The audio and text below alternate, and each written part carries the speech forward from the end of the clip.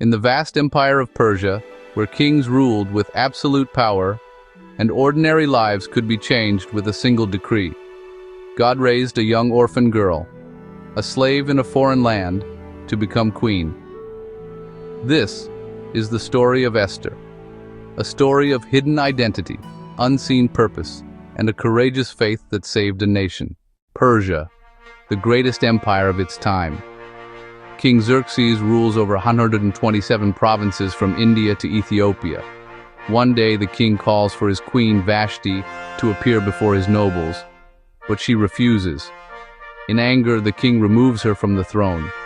A search begins for a new queen. Across the empire, beautiful young women are taken into the palace. Among them is a young Jewish girl named Esther. Esther is an orphan, raised by her cousin Mordecai. A humble girl, a quiet girl, a girl with a secret. She is a Jew, one of God's chosen people, living in a land that does not know her God. Mordecai tells her, "Do not reveal your identity," and so she enters the palace, not as a princess, but as a slave girl with a hidden destiny. For 12 months, Esther is prepared with oils and perfumes. When her time comes to stand before King Xerxes, something sets her apart. Not her beauty alone, but her humility, her grace, her quiet strength. The king looks upon her, and his heart chooses her. Esther becomes queen of Persia. But the king does not know she is a Jew. A powerful man rises in the kingdom. Haman, the king's advisor, arrogant, proud, hungry for honor. The king orders all officials to bow before him, and everyone does, except one man, Mordecai, Esther's cousin. Haman burns with anger. Not only does he want Mordecai dead, he wants all Jews in the empire destroyed. He goes to the king, he speaks lies, he manipulates the throne, and the king signs a decree. On the 13th day of Adar, every Jew in Persia will be killed. When Mordecai learns of the decree, he tears his clothes. He weeps in the streets. News reaches Esther in the palace. Her people are marked for death. Mordecai sends word, "You must go to the king and plead for your people." But Esther knows the law.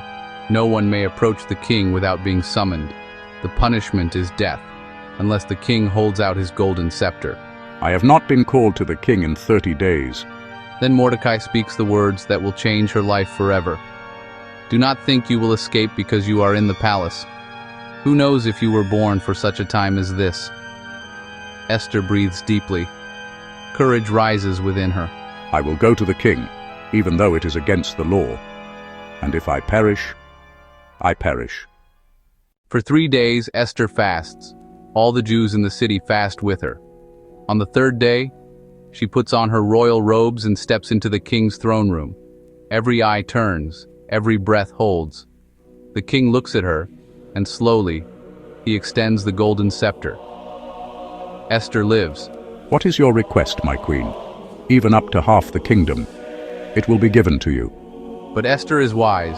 She does not reveal the plot yet. Instead, she invites the king and Haman to a banquet. At the banquet, the king repeats his question. What is your request?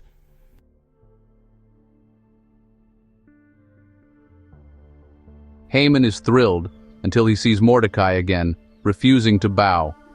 Hatred consumes him. He builds a giant gallows, 75 feet high, to hang Mordecai. But that night, the king cannot sleep. He orders the royal records to be read, and he discovers that Mordecai once saved his life from an assassination plot. Has this man been honored? No, his servants reply. At that moment, Haman enters the court, hoping to get permission to kill Mordecai. What should be done for the man whom the king wants to honor? Go at once. Do everything you have said for Mordecai. Haman is crushed, humiliated, terrified. At the second banquet, the king asks a final time, "What is your request?" My king, my life has been sold. My people have been condemned. We are marked for destruction. Who would dare do such a thing? This wicked enemy is Haman. Haman falls to his knees, begging for mercy, but judgment has come.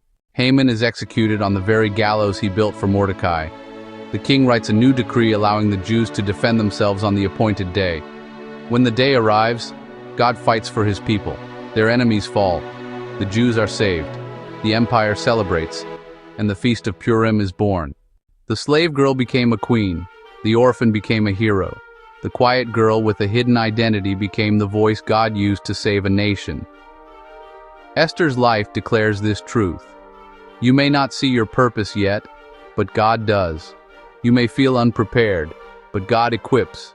You may feel small, but you are chosen for such a time as this.